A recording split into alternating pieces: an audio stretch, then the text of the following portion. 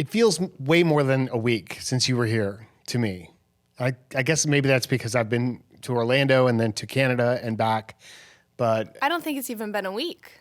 Has it not? I don't think so. Yeah, you're right. I know.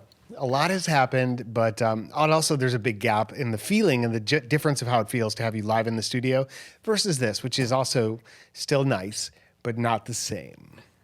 Yeah, for sure. Yeah, but it's going to be a great podcast. I'm really excited about this podcast to tell you some stories. There's some really funny things that happen, and also to get your thoughts on a couple issues that I've been thinking about and some of our listeners kind of brought up too. Let's go. I'm excited. All right. Well, let's go. You have to say roll that intro music. Oh, right. Roll that intro music. Mags and Dads, wholesome chaos. Mags and Dads, wholesome chaos. I don't think we're legally allowed to start the podcast until you say, or I say, yes. Let's roll that intro music. I think you're right. It's in our contract, which we never signed with each other. Yep. The unspoken contract. So your week. My Tell week. me about it. Well, first, welcome to the podcast. We are so glad that you're here. This is going to be a ton of fun. My name's Dan Thurman, but Maggie Thurman right here is kind of like the real star. Oh my gosh! Don't say that. Well, it's Mags and Dad's podcast. Yes. Wholesome chaos. Exactly. But yes, that is my dad, Dan Thurman. He's a motivational speaker. He's an author. He's a TikToker. He's a cool guy. And Maggie, of course, is an actress and TikTok influencer and just amazing person all the way around. She makes everybody happy. And that's what we do here. We try to make you happy, try to make you laugh, and also give you some good insights about what's going on in our life and things that can also help your life. So if that's of value to you, just go ahead and hit that follow button, subscribe button, and let's go. So yeah, it's been a very busy, fun week. I had 2 speeches this week in Orlando and then in Victoria, Canada. And Mom met me there in Canada, which was really cool because that's where we went, one of the places that we visited on our honeymoon 28, almost 29 years ago. And then question number 9, you guys renewed your vows there. Well, yes, we renewed our vows in Banff. That was question number 9. But Victoria is not as far place. north. It's in British Columbia. It's actually the capital of British Columbia. There's this huge, beautiful Parliament building there. And it's just such a neat town. It's right on the water. There's seaplanes taxiing in and out and taking off from around there. Just beautiful tulips and gardens and decorations. There's a very famous garden there called Bouchard Gardens, which we did not visit this time around, but we stayed at this gorgeous hotel that we basically looked at last time we were there 28 years ago and said, wow, that would be an amazing place to stay one day. Well, we stayed there because that's where my meeting was. It's called the Fairmont, but it's also called the Empress Hotel. It's massive. I love places like that. I love history and visiting older places. I would love to go and do some of that soon. Yes. Yeah. I would love that too. Would you? Yeah, you can meet me on some of my speeches sometime. I'm leaving again tomorrow. I'm going to Rapid City, South Dakota. So it'll be a very different kind of experience, but nonetheless, it'll still be awesome. But we were only there a few nights and but it still felt like an amazing getaway. Even though it took a long time to get there. I was in Orlando, like I said, so I had to fly like 5 hours to get to Toronto, or maybe 4, and then another 5 hours to get to Victoria. So it was a long time in a plane, and Mom had a similar experience going through Seattle. And on one hand, you're like, does it even make it worthwhile to go so far for such a short period of time? But it totally felt like it was. I mean, it was so fun, and it felt like a little romantic getaway, right, honey? Yep, it was awesome. Yeah. Even their trash cans and mailboxes are beautiful. Yeah, that's what she said on the TikTok. Even their trash cans are pretty. They are. Well, here's the thing. For you guys, and neither of these is a wrong answer. Neither of them is like, oh my gosh. But what's more important, the journey or the destination? The journey, for sure. Well, the journey is the airplane, in most cases. And the airplane is not necessarily all that enjoyable, generally speaking. You could find ways to pass your time on a flight, which we do. Mom was editing all the way out there. She was editing a podcast and working on her short film. And then on the flight home, we passed the time doing different things, and then I had a good conversation. But there was a moment on the flight home that I've been looking forward to talking to you about.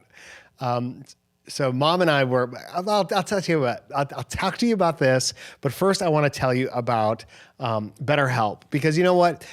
People don't always recognize that when they're having physical symptoms that are unenjoyable, like headaches and teeth grinding, even digestive issues, can be indicators of another issue, which is stress. And let's not forget about like doom scrolling on your phone, or sleeping too little, or sleeping too much, or under eating or overeating. These are all possibly examples that you've got too much stress in your life.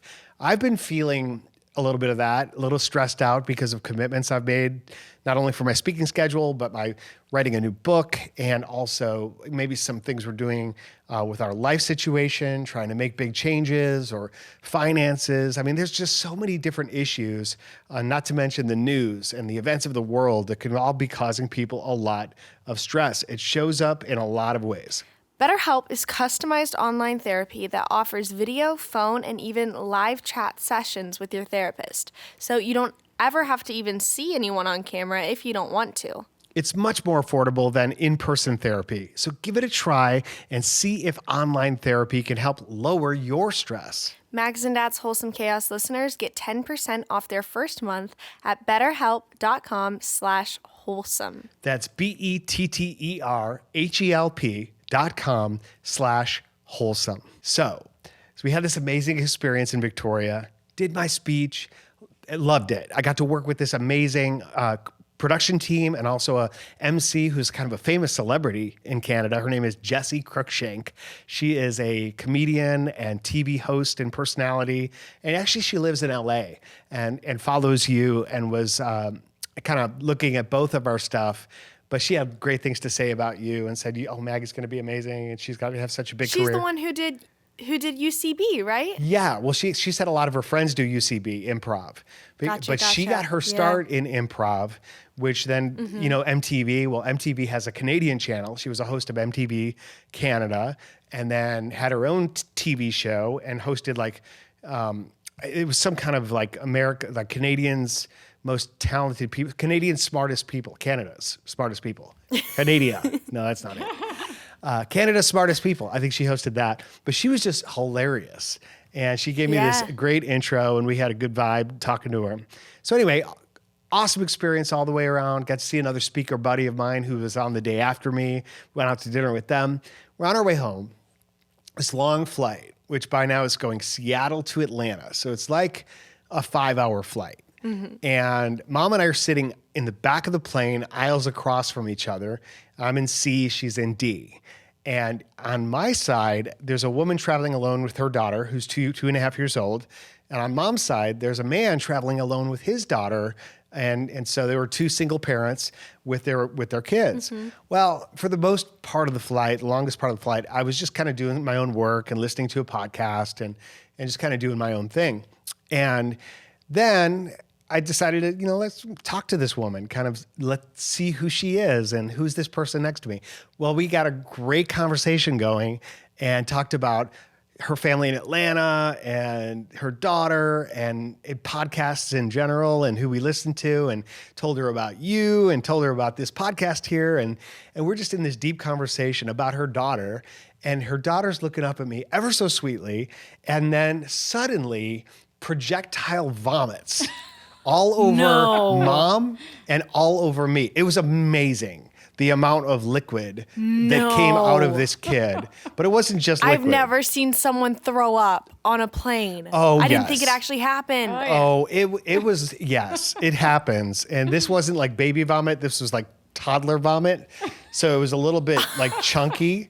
And again, just like volcanic in its explosive, eruptive nature. Oh my and gosh. And she looks at me and she's like, oh my gosh, I'm so sorry. I'm so sorry. And I'm like, don't worry about it. It's all good. Like, it's all over my shirt, all down my pants, like everywhere, on my seat and on my watch.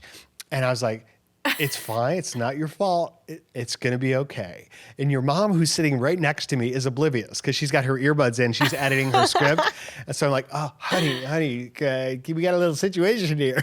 And so she looks over and then I'm like, I'm going to go to the bathroom and I'll be right back. Well, you asked me to go get some. She's like, he's like, this little girl just threw up. Can you go get us some wipes and stuff? And I was like, oh, sure. So I bolt to the back of the plane, and the flight attendant, I tell the flight attendants, and they look at me like, sure, and they just hand it to me like, go take Good care luck. of it. Good luck. Like they were very encouraging. And so I went up and I start helping her clean up while your dad goes to the back of the plane and tries to clean up. And she's so funny. She's so sweet. And she goes, oh no, he was just telling me about the podcast. This is going to end up on the podcast. I said, oh yes, it's going to be on the podcast, but don't worry, he'll be kind. Oh my We were gosh. just laughing. And the little girl was so sweet. And Dakota Rose is her name. Dakota Rose. What a beautiful name. And Yep. she didn't. Did she say we could say she her was just name? sweet. She was fine. She didn't cry. She wasn't upset. And so we just proceeded to swab the decks and laughed all through it and cleaned up, and it was great. And It was the Christine best experience was mom. of vomiting that you could imagine having, right? Yeah, it was neat, and they made us kind of closer, and we continued to have a good conversation the rest of the flight. But I went to the bathroom and I cleaned up as best I could, and I learned this really cool trick. So the flight attendant, again, hands me a stack of towels. She's like, yes, you're going to need some club soda. So she gives me a can of club soda. I knew about the club soda thing. Like if you have a stain in your clothes, club soda helps to lift it out.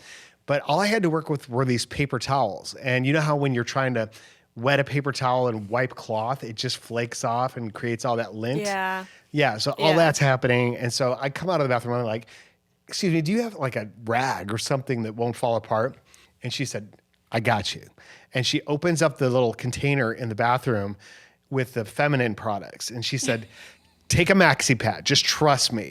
Take a maxi pad, open it up, and just scrub with that thing. Just use it. Use as many as you need to. Don't worry about it. And so, and I'm like, really? She said, yes, us flight attendants, we have to be resourceful and work with what's on the plane. And so it was amazing. It was like this indestructible sponge thing that I was able to clean myself up like really, really well. Like I was still obviously very wet. I still smelled pretty badly, but wasn't terrible. I felt better as a result. Aw. Man, that's funny. Yeah. But it was like, all right, that's some good content. We can use that on the way home. And she said, I hope you don't have a meeting to go to or something before you get home today. I was like, no, don't worry about it. Thank goodness, yeah. We're just going home. It's all okay. Oh my gosh. I actually expected the little girl in my row to get sick because she ate like a whole handful of jelly beans before we even took off, and then a big bottle of milk. And I thought, I literally had that thought. Like combustible. I would bet money that she's going to throw up on this flight, but she didn't. She just went to sleep and did fine. There you go. I weirdly usually feel better on planes. Like I'll feel a little bad before I get on a plane. Not like I'm gonna throw up, but just very like tired and okay, maybe a little bit like I'm gonna throw up. like before I get on the plane, just like a little bit nauseous. But then once I'm on a plane, I usually never feel bad on a plane. That's good. I've never I get thrown up on a tired. plane. Yeah, I get Never tired. thrown up on a plane. There's something about when you start taxiing toward the runway that I fall asleep for just a few minutes. And I find it happens to a lot of people. I don't know if there's something they put in the air to knock everybody I think out. it has something to do with that fuel mixture. It's got, Maybe. what I is don't that know. stuff that turkeys have in them? I think it's just that you're finally in a situation where nobody needs anything from you. You're cut off from the outside world, and you can just give yourself a little downtime.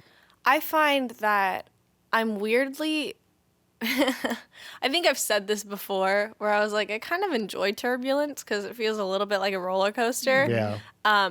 But then it's a little bit scarier than a roller coaster because there's nothing you can really do. But I do think there's a little bit of a peace about being in an airplane, at least for me. Maybe I'm crazy, but it's very much in my mind Like, there's nothing I could do if something goes wrong, Yeah. you know? It's a total act of surrender. Yeah, grabbing on to, like, the seat in front of me or something isn't really going to change anything. So Yep. you just kind of got to be like, it's out of my hands. But my flight back to LA was not nearly as eventful as yours, but I did watch the movie Psycho. Oh, the old. Oh, really? Classic. Yeah, 1968 maybe it came out. And because you and saw the it was in lot 60. on the Universal Studios when we did the tour. Well, that was literally my thought is when my whole family, my mom, dad, and brother were out here visiting me a little while ago, we did the Universal Studio tour. And on the tour, we go past the Bates Motel and the house. And they said, I knew there was a show that's out now called Bates Motel. And so a part of me thought it was that. But I saw that set. And then they also have a little bit of a reenactment where you see the guy, I forget his name. Norman? In the movie now. Norman Bates. Yes, you're correct. You see him, and then he starts walking towards the tour bus, and you have to get away. And so that's all I knew about the movie, and that there was a creepy mom up in the window. Yeah. And so it was interesting because knowing the fact that Norman had a knife put some things in my mind about the plot. But guys, I really liked that movie. Mm-hmm. The ending, and I won't spoil it because I think it is a really interesting movie. I'm not a big horror movie person because it tends to stick with me. Mm-hmm. But I find that I can watch older horror movies. It's more of a thriller. Easier. It was a thriller. Yeah. More of a thriller. And also they're usually just a lot less graphic and stuff like that. And images are usually what sticks with me. But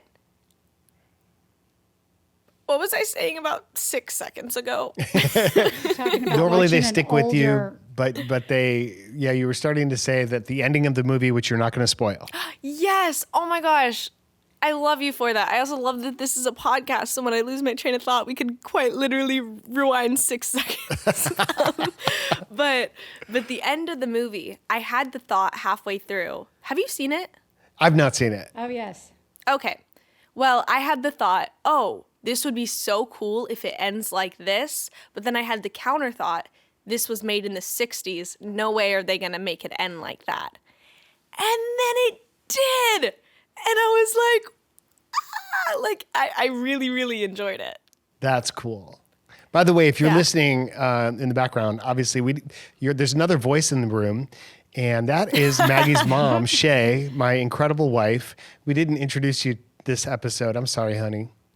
But, that's okay. But Shay's there. She's not on camera. She's just hanging out. Pops in every once in a while on the microphone to correct me, usually. So that's always nice. But yeah, whether you're watching a scary movie or you're getting puked on an airplane or you're just dealing with your own issues in life, one thing I've been wanting to bring up on this podcast and just have a frank discussion about is mindset. Is how do you control your thinking or guide your thinking? Change your mindset, change your perspective on how you see a certain situation so that in the instant that you get puked on, you don't freak out and make it wrong or about this mother or her baby or that you're the unfortunate victim. Yeah. But you can almost immediately laugh about it, which I did. It's I can't do anything about this situation. This is going to be funny to talk about later. It's kind of funny right now and, or whatever, because I kind of think that's the whole key. It's largely what I talk about in my speeches is how do you shape your ability to turn your own thoughts around. You know what I mean? Mm-hmm. Yeah, I think reframing is a really powerful tool to have in life. I think a life Explain of what you mean by is, reframing for people who may not know. Say, I'm just going to pull this out of nowhere. Say I'm on a plane and there's a child who pukes on me. My first thought could be, oh my gosh, I'm going to smell like puke for the rest of this. Why me? Why the heck did this happen to me? Reframed thought, this is going to be hilarious on the podcast later. Thank God it happened to me and not someone who would have yelled at this woman and child.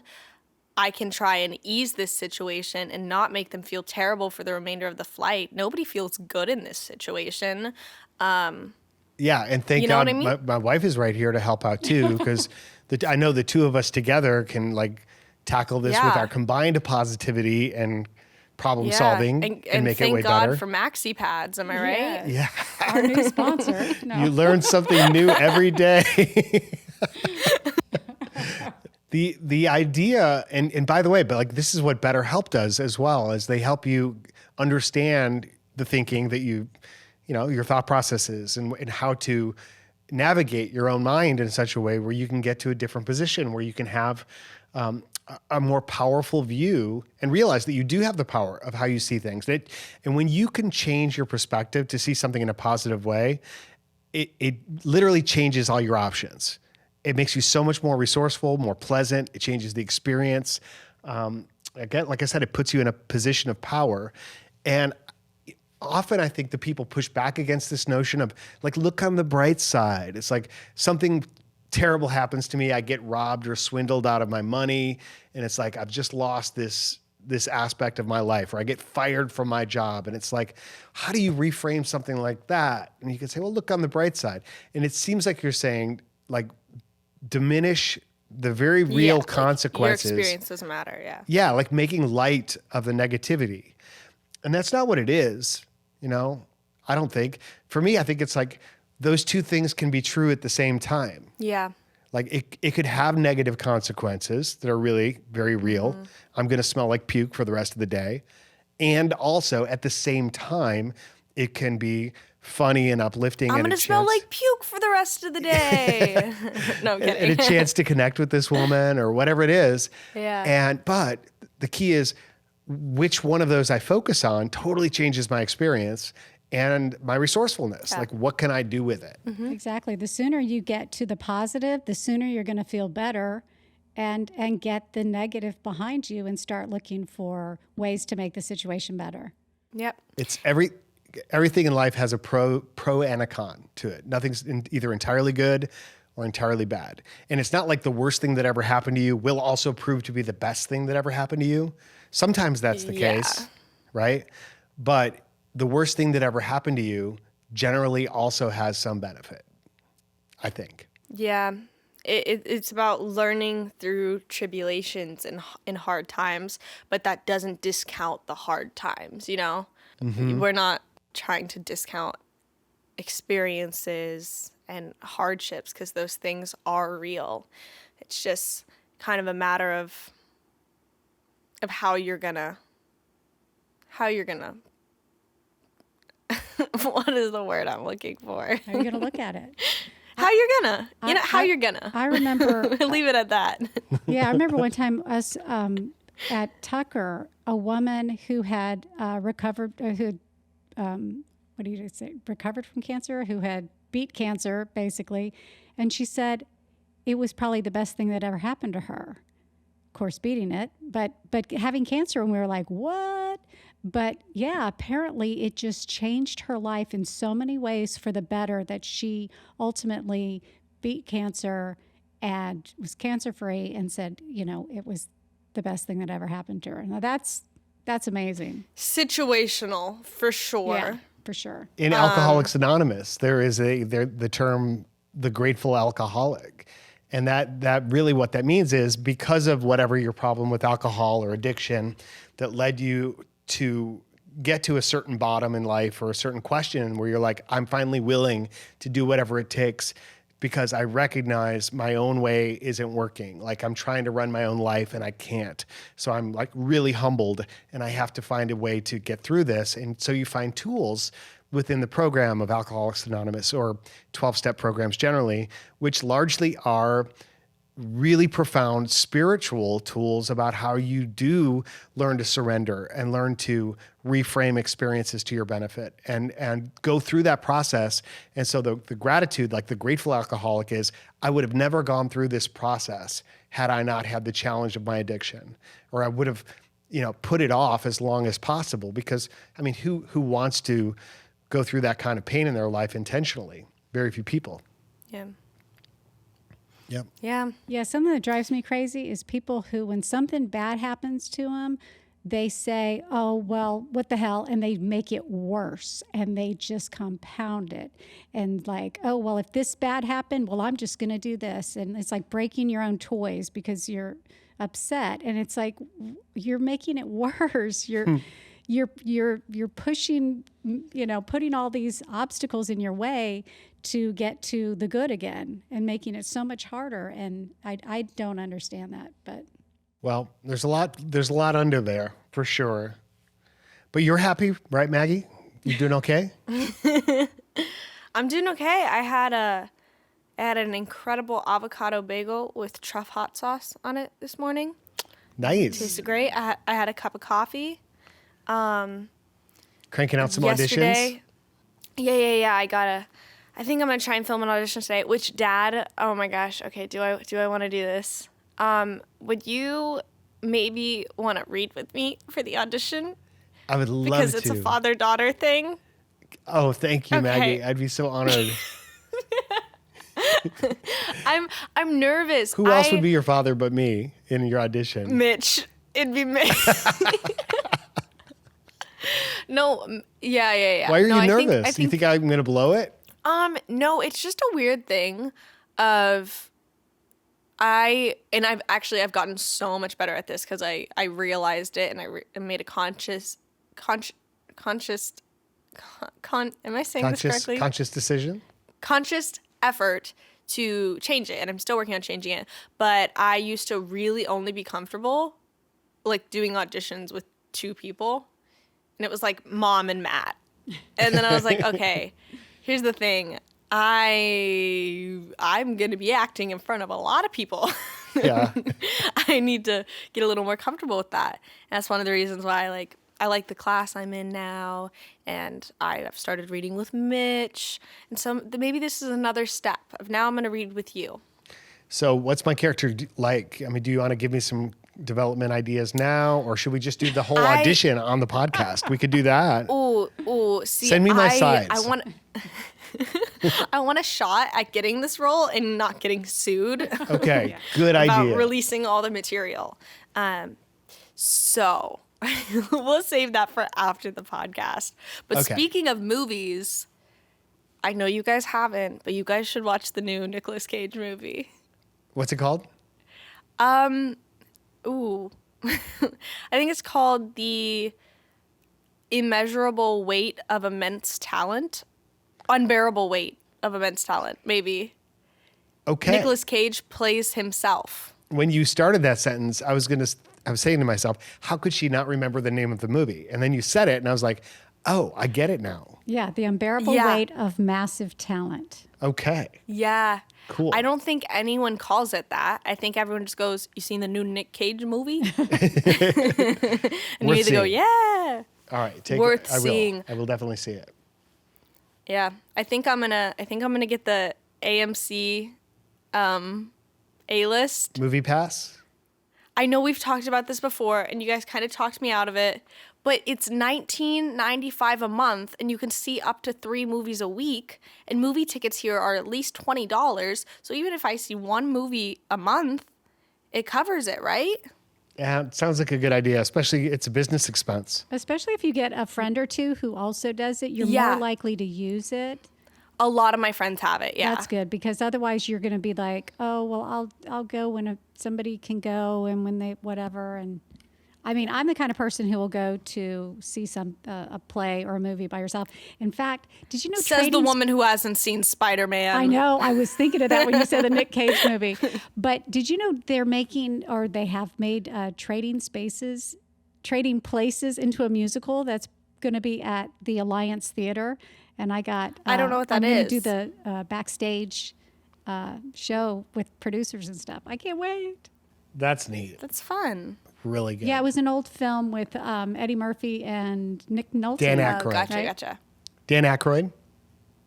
Oh, you're right. Dan Aykroyd. I know. I'm right. I saw that movie a ton. That was one of my favorites with my high school buddies. We had it all memorized front to back. Exactly. Very quotable. Yeah. All right. Hey, Maggie, I've got a question for you from a listener. Actually, first, not a question, but a thank you. Hi, Mags and Dan. Not a question, but a thank you. See, told you.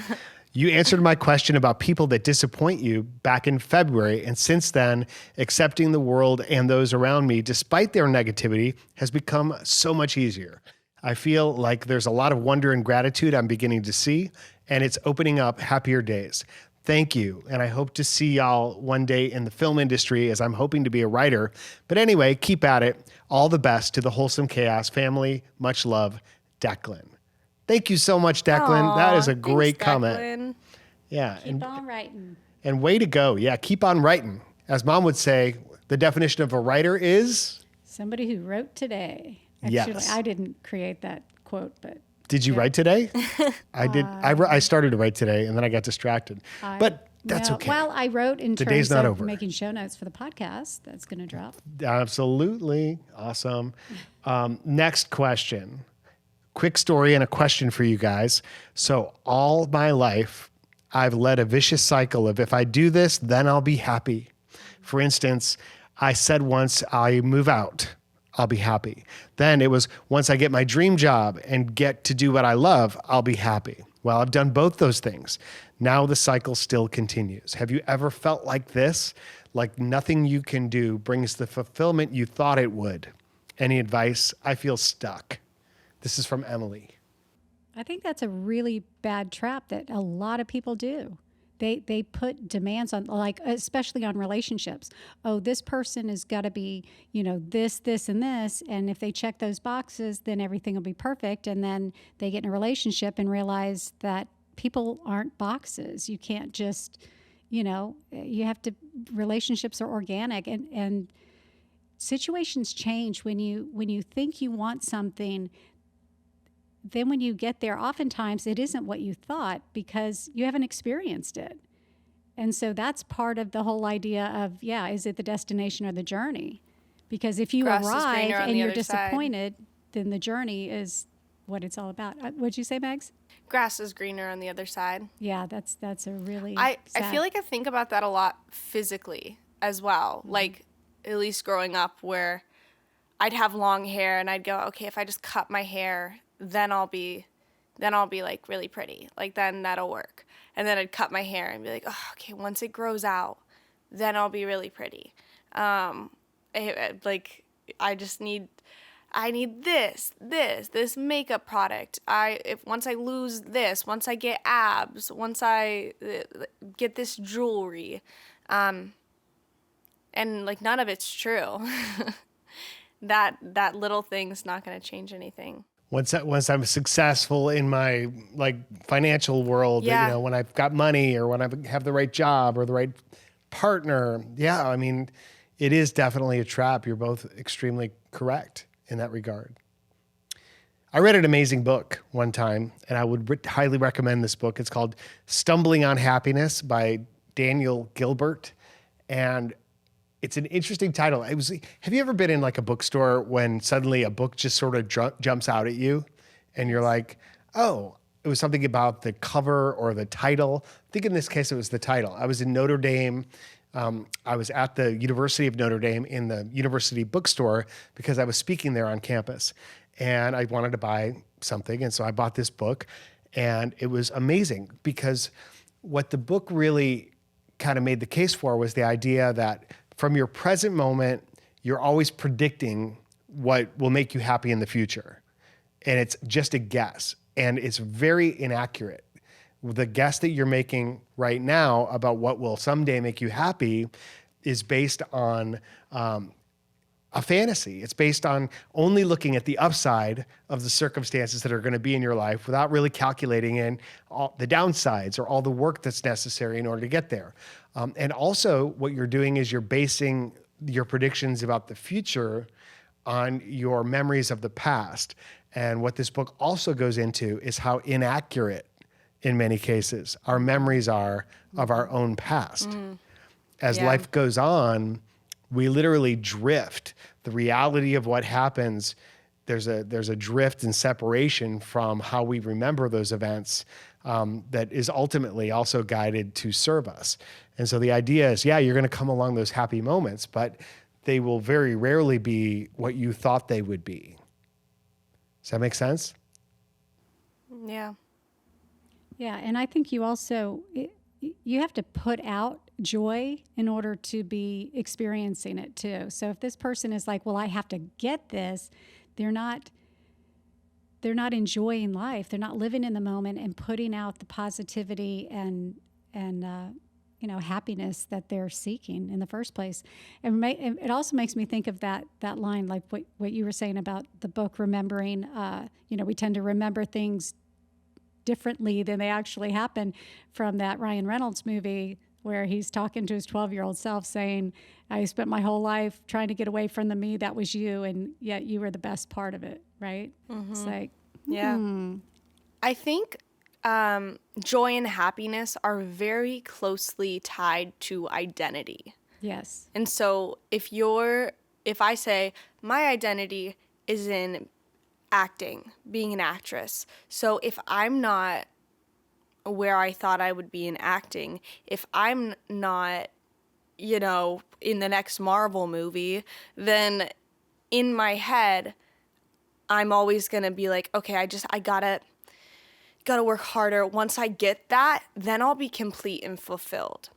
But if your identity is in anything that can be taken away from you, or it affected by other people, then I don't think you're going to have fulfillment and ultimate joy in your life, because your identity is always going to be something that you're scared is going to be taken away because other people have power over it, or because it's not something that's a constant, That's true. And that's why, taking it back to where you started, which is with faith and with a connection with God and a belief that, in God's eyes, we're all equal, we're all enough, we're all loved, we're all beautiful. And if you can be there in your heart and truly own that, it helps you to be in your moment, in your present moment, and not judging it as good or bad or happy or wrong or insufficient, but just you're living that moment. You're in that moment, and knowing that that moment in and of itself contains all that it needs to make you happy if you're just in tune with life at that moment. But I think what you said about identity and the way you value yourself is really true. I mean, it caused me to think, if I'm not confident, if I don't believe in myself, then how can I be happy? Then is it only about distracting myself from how I see myself? You know what I mean? Mm-hmm. I think it's also important to find out what if you're not happy, you need to try to figure out what is that, because sometimes we think that it's this specific thing that's making us unhappy.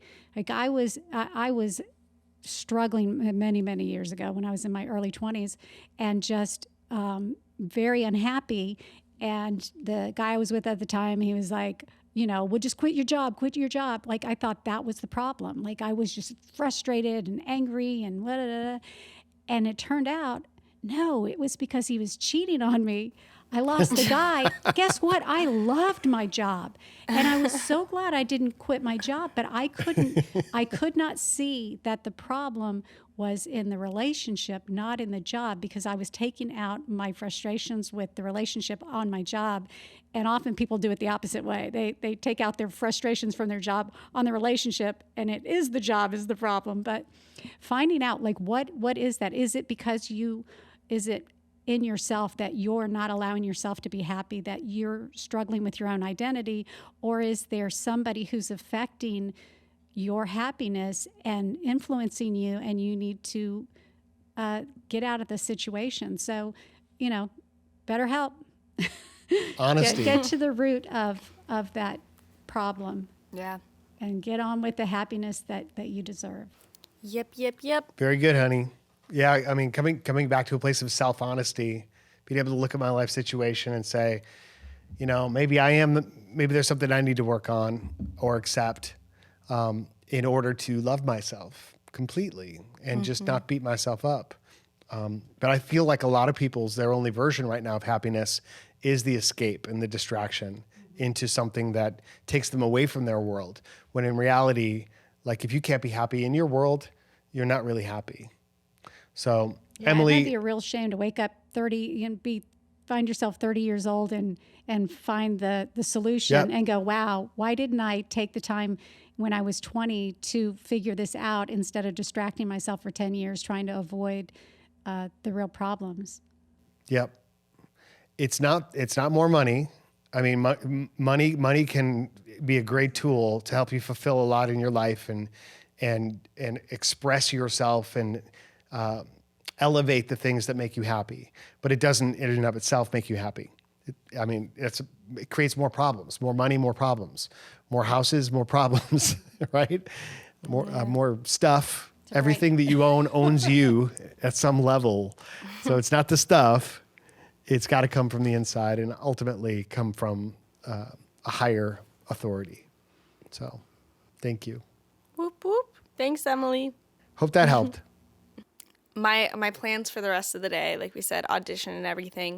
I have a feeling I'm going to end up on the pickleball courts because that seems to be how all my days are going. But yesterday I was on the pickleball court. I literally walk on. I wave at Jaime. I wave at Carlos. I wave at Cheryl. I say, hey, guys, good morning. I was talking to one of them. He was like, you brought sunscreen? Because I always have sunscreen. And it was so hot out. And I was like, of course I do. Gave him some sunscreen. I was like, you keep it. I got a bunch of extra. We got one game in and all felt like we were about a drop of heat stroke. It was so kidding. hot yesterday. How hot is it? So we had to leave. Like 90s? Oh my gosh, I don't think it's as hot today, but yesterday it had to be 90s, like just blaring sun too. Oh man, crazy. But even Josh said, he was like, I think this is the first time I've ever almost wanted to not play pickleball. Like I could maybe go an hour or two more, but so it's crazy too, the injuries we're sustaining from pickleball. Like what? Like blowing out our legs just because we've been on the court for 4 hours daily. My ankles have been getting a little tough. I think I need a little more supportive shoes. Shoulder, sometimes I'm too strong. I hit the ball too hard. I've gotten hit in the face a few times. Josh got hit in the sternum really hard the other day. Ouch. Yeah, I mean, it's ouch. It's also like a wiffle ball, so it's okay. It's more like the pride, I guess. No, I'm kidding. And it leaves that bruise with the dimples. Yeah. So hopefully, actually, I'm pretty certain there's some pickleball in my future today. That sounds great. Hey, I think I booked a speech in LA. When? Yeah, October. So it's a little ways off. And I'm not going to wait till October to come see you. I promise. Where? Do you know where in LA? It's okay if you don't. No, Laguna Beach, I think. Okay. Yep. Not super close, but it's okay. Yeah, it's all pretty close. Yeah, I'll probably have a new car by then so I can drive you Nice. wherever you need to go. I was driving two friends yesterday. I was driving them back home and my car kept making some funky noises. And I was like, my car just looks so beat right now between the shattered windshield, the Avengers logo on the front, the maintenance required button, and the orange dent in the side. Oh my goodness. But here's the thing. I personally think it gives it character. It does. But the patterns that have enabled you to incur all of that damage to your car, like since you've been in LA, getting a new car doesn't change those patterns. Like the patterns of somebody shattering my windshield while I'm playing pickleball, or the patterns of my maintenance required button because my car is old. I'm talking more about the dents and just kind of in general, the fact that cars get one beat up in wall. LA, right? I hit one wall. That's not totally true. I'm a good driver. Okay. Well, I trust your judgment to do whatever you think is No, right you don't. for you and your automotive future. I was in the car with him when he backed right into a pole. It was so funny. He was backing up, and just about the time I was about to say stop, because I knew there was that pole back there, we looked at each other right as he hit it, and we busted out laughing. Because like I think you were just so tired because it was an out of town gig and we drove to it and you don't remember that? Oh my gosh, we like locked eyes right then. We were both thinking you should stop, and it was boom, and we just laughed. Man, it happens to everyone. Yes. It does. And if you feel like you need a new car, knock yourself out, Maggie. Get a new car. I'm gonna drive it until it dies. No. Yeah. Meaning she's going to try to kill it. No, I'm doing my best. I pray. I'm so serious. When I'm on the freeway, I'm like praying over my car. I'm like, God, please sustain it. Please help me get home. Yeah, that's good. It's been working so far. So Well, take care of yourself out there. Stay safe. I will. You stay safe too. I sure And take will. care of yourself too. Absolutely. Mom, you too. You take care of yourself and stay safe. Stay safe. Yes, And wherever you are right now, listening to this podcast, take care of yourself. Please. Please. And stay safe. Stay safe. And don't puke on anybody. And But if if somebody you do- pukes on you, reframe it and make it a good thing. If yeah, and pull out some tampons. Yeah. No, not tampons. pads. Maxi pads. Okay, sometimes people don't have maxi pads. Pull out whatever you got. It all works out. Anyway, thank you for listening. And by all means, please go out to wholesomechaos.com. Let us know what's on your mind and what's in your life and how we can help. Ask any questions there, wholesomechaos.com. Also, please support our sponsors. You can see them there as well. Thank you, BetterHelp, for sponsoring this episode. And Maggie, you take care of yourself. Stay safe on that pickleball court and in your car to and from. And don't blow out those legs. You know, you got a lot more miles left. I will take all of that into account, and I will probably call you tonight to tell you all about it. All right. All right. Take care. Love you. I love you guys. We love you too. See you next week, everybody. Bye. Bye. Bye. Max and Dad's wholesome chaos. Max and Dad's wholesome chaos. I have my sides right here. So tell me about my character. I can't. Legally, I cannot. All right. I know he's a dad. I can relate to that. He's a dad. Okay. I'm 16, Okay. and your first line is so. So I'm gonna give you a 3, 2, 1 action. You're a single dad also. So A just put single yourself in dad. that mind. Okay. Okay. Yeah, that yeah, changes yeah. everything. Okay. I I'm with know. you. I'm with you. you ready? Mm-hmm. 3, 2, 1, action. So, Wow. did you like the pause before That's- the so? Yeah. No. I liked it. Yeah. It's all in the pause. It's all in the pause. Okay. So. Yeah. Now say it. Here. Now say it like you're waiting for me to finish a sentence, but I'm not. Okay. So.